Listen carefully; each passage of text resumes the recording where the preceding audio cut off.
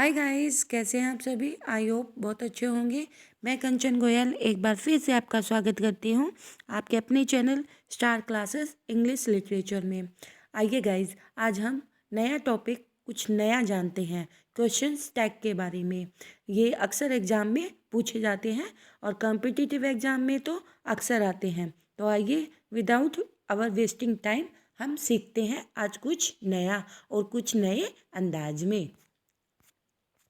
Question tags क्या होते हैं? एक शॉर्ट क्वेश्चंस होते हैं जो which are followed by a statement seeking response in yes और नो फ्रॉम द लिसनर। यानी कि ये एक तरह का सेंटेंस होता है जिसमें लिसनर यस या नो का आंसर चाहता है। जनरली हम ये क्वेश्चंस करते ना कि तूने ये काम किया या नहीं, तो इसमें हमारा क्या होता है, ये एक तरह से हम क्वेश्चन टैग ही पूछते हैं आम भाषा में, परंतु इंग्लिश में ये क्वेश्चन टैग्स अलग रूल है। ठीक है, तो आइए सीखते हैं। 2 टाइप्स ऑफ क्वेश्चन टैग्स होते हैं। फर्स्ट होता है पॉजिटिव टैग्स। ठीक है गाइज, पॉजिटिव टैग्स में अगर सेंटेंस नेगेटिव होता है तो क्वेश्चन टैग पॉजिटिव होगा। ठीक है, जैसे शी इज़ नॉट वर्किंग, यहाँ पर सेंटेंस क्या है? नेगेटिव, तो हमने क्वेश्चन टैग क्या बनाया? Is she. अभी आपको फोकस क्या करना है?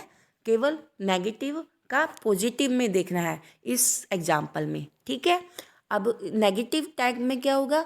अगर सेंटेंस अफर्मेटिव है, ठीक है गाइज, अफर्मेटिव है तो क्वेश्चन टैग क्या होगा? नेगेटिव। जैसे ही नोज मी डजंट ही, तो यहाँ पर नोज मी आया ना, तो इसमें क्या करेंगे हम? डजंट ही बनाएंगे, यानी कि क्वेश्चन टैग नेगेटिव बनेगा। पॉजिटिव सेंटेंस का negative question tags, negative sentence का पॉजिटिव क्वेश्चन टैग्स, यानी कि क्वेश्चन टैग हमेशा उसका विपरीत बनता है। अब क्वेश्चन टैग बनाने के रूल्स।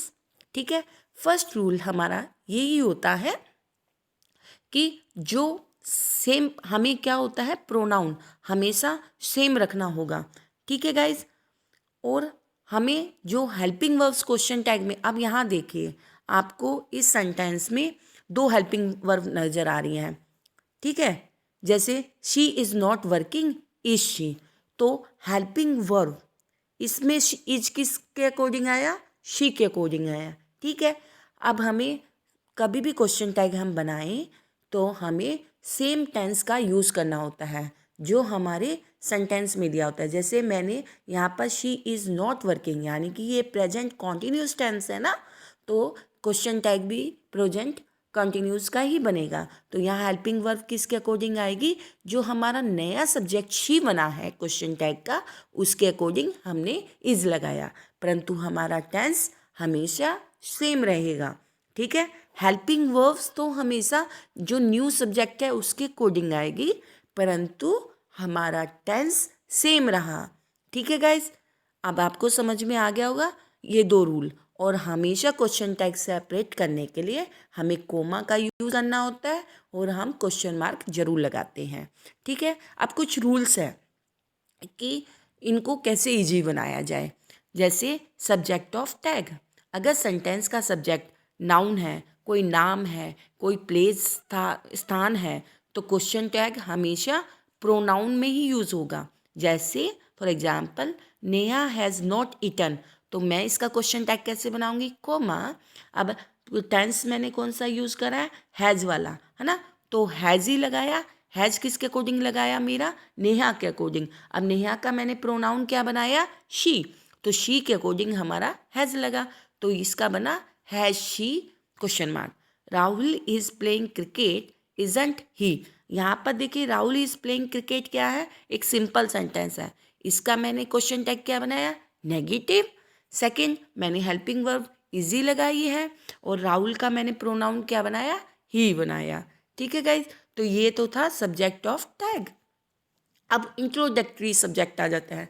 जैसे कोई सेंटेंस दिस से, दैट से, देयर से शुरू होता है, तो हम दिस का इट में, दैट का इट में, दीज का दे में, दोज का दे में, वन का वन में, देयर का देयर में, और इट का इट के अकॉर्डिंग चेंज करते हैं। जैसे दिस इज़ माई बुक, तो हम क्या बनाएंगे? इज़। अब ये सिंपल है ना, तो इसका नेगेटिव बनाया मैंने, इजंट इट। आपने ये देखा होगा कि मैं ना पूरा इज़ नॉट नहीं लिख रही हूँ, उसमें मैंने कोमा लगाया है। ये एक स्पेसिफाई रूल होता है गाइज कि हमें पूरा नहीं लिखना होता, हम हमेशा हेल्पिंग वर्ब के साथ जो नॉट लगाते हैं वो कोमा वाला लगाएंगे, ठीक है। तो इजंट देयर, इजंट इट, ठीक है। There is a girl, isn't there, इसका मैंने ऐसे बनाया। अब है डेमोन्स्ट्रेटिव या डिस्ट्रीब्यूटिव सब्जेक्ट, जैसे दिस दैट वन आदि के बाद कोई थिंग पर्सन आ जाए तो टैग का जो सब्जेक्ट है ना, जो दिस या दैट के साथ जो दूसरा सब्जेक्ट जुड़ा होता है उसके अकॉर्डिंग बनाएंगे। जैसे दिस बॉय इज शाउटिंग, तो इजंट तो लगेगा। अब मेरा ही किसके अकॉर्डिंग लगा है, दिस के अकॉर्डिंग नहीं लगा, इस बॉय के अकॉर्डिंग लगा है, तो इसलिए ही आया। अब नेक्स्ट सेंटेंस में दैट बुक वाज कंट्रोवर्शियल, तो हमने वाज का वाज लगा दिया, वाजंट। अब दैट बुक क्या है, एक थिंग है, तो इसलिए हमने इट का प्रयोग करा, ठीक है गाइज। अब नेक्स्ट है समवन, समबडी, नन, एनीवन। ये आ जाए तो इस अब समवन या समबडी किसके लिए यूज़ करते हैं, किसी पर्सन्स के लिए ना, किसी व्यक्ति विशेष के लिए, तो इसलिए हमने इसमें जो सब्जेक्ट यूज़ करेंगे, हम समवन यूज़ नहीं करते, हम उसकी जगह दे लगाते हैं, और ये एग्जाम में ज़रूर पूछा जाता है, ठीक है। Someone is in the room or not they, ठीक है। Something, anything, everything, nothing. अगर इस तरह के क्वेश्चंस आ जाएं तो उसमें हमने सब्जेक्ट क्या यूज़ करेंगे, इट का प्रयोग, क्योंकि थिंग क्या है, कोई वस्तु, और वस्तु के लिए क्या यूज़ होता है, इट। तो रटने का काम नहीं है यहाँ पर समझने का काम है। एक बार समझो और हमेशा के लिए याद रखो। जैसे something is hidden behind the wall, तो इसमें इज़ तो लगा दिया हमने, नॉट भी बना दिया, तो अब हम समथिंग की जगह क्या लगाएंगे, इट लगाएंगे, ठीक है गाइज। अब ये क्या है, all of, some of, any of, none of, most of, everyone of, either of, neither of. ये वाले टैग के क्वेश्चंस में जो सब्जेक्ट है वो जो ऑफ के बाद आता है ना प्रोनाउन, ऑब्जेक्टिव प्रोनाउन हमेशा यूज़ होता है इसमें, तो हम ऑब्जेक्टिव प्रोनाउन का हम बनाएंगे। जैसे फॉर एग्जांपल नाइदर ऑफ। अब नाइदर ऑफ किसके लिए यूज़ होता है, नोबडी किसके लिए यूज़ होता है, नेगेटिव सेंटेंस में ना, तो neither of them is poor, तो इसमें हमने क्या बनाया, अब इसका क्या बनेगा, पॉजिटिव बनेगा, आर लगाएंगे और हम दैम के अकॉर्डिंग दे यूज़ करेंगे।